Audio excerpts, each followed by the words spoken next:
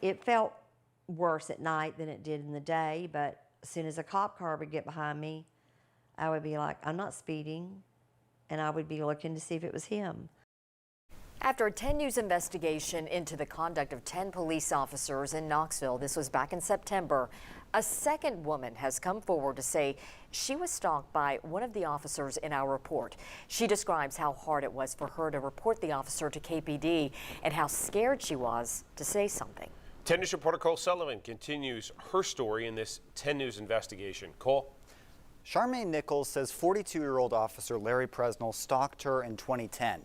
She told KPD about it at the time, but it wasn't easy then, and it's still not easy to talk about it now. Her story begins with a simple speeding ticket.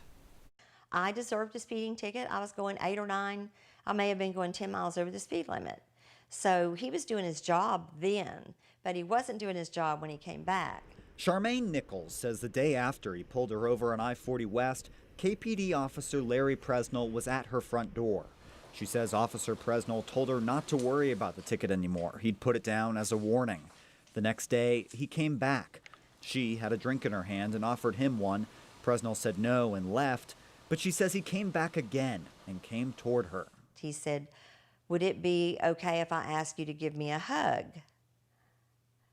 And then I knew there was a problem. She says she pushed his wrists away and asked him if something was wrong.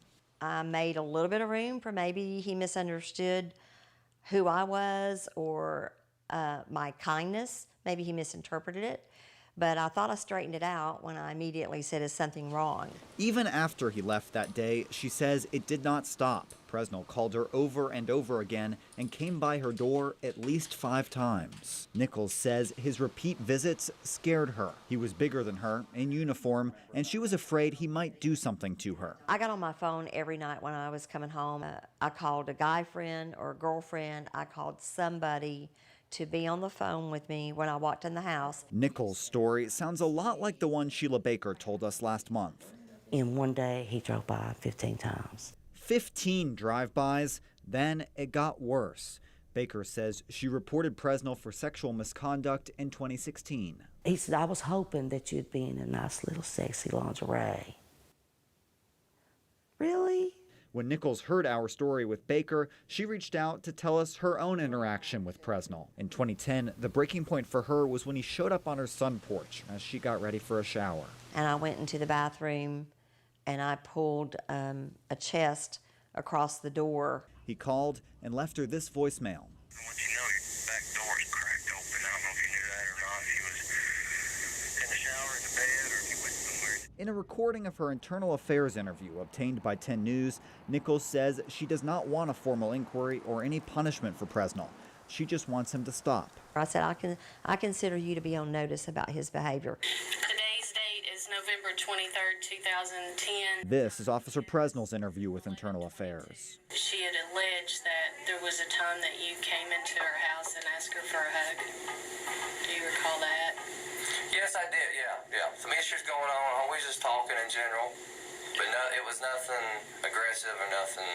I've been down that road, and that's not a road I want to go down. Was it wrong? Probably was wrong. After hearing this story, investigators told Presnell not to see her again. He did not make further contact with me after that. A KPD spokesperson says there was no additional discipline because Nichols asked for there not to be. Given that, the spokesperson said they did everything they could. From the very beginning, the spokesperson says, her allegations were taken seriously by the Internal Affairs Unit, who handled her complaint exactly as she wished, counseled Presnell, and brought the issue to an immediate resolution. We also talked to Presnell himself. He told me, quote, all of this is coming out now, and I've dealt with it once, and now my family is having to deal with it again. Presnell would not say whether he would do anything differently looking back. He resigned after Sheila Baker's complaint in 2016, he says, because, quote, I was just over police work. Even though she thought Presnell's behavior was wrong, Nichols says it wasn't easy to come forward. I feel very foolish about it that I didn't report it immediately. Nearly a decade after Nichols reported him to Internal Affairs, she says her interactions with Presnell impact her to this day. Even at my age and my experience and my own experience in the legal field, I'm still a human being. Nichols and Baker both say it was difficult to come forward with their stories, and we know they're not alone. A 2018 study says 4 out of 5 women and almost half of men report being harassed. Rights groups say victims often find it difficult to report authority figures like bosses or doctors or police officers. The nonprofit group Equal Rights Advocates has resources for people struggling to report harassment. They say, first, if you're comfortable, tell the person to stop. Next, do research on procedures and policies at the organization involved. And finally, document everything that happens, including what you said and when. Robin and John, that will help officials if you choose to take action and report it. We have a lot more on this story on our website. Cole Selman, thank you. Well, today.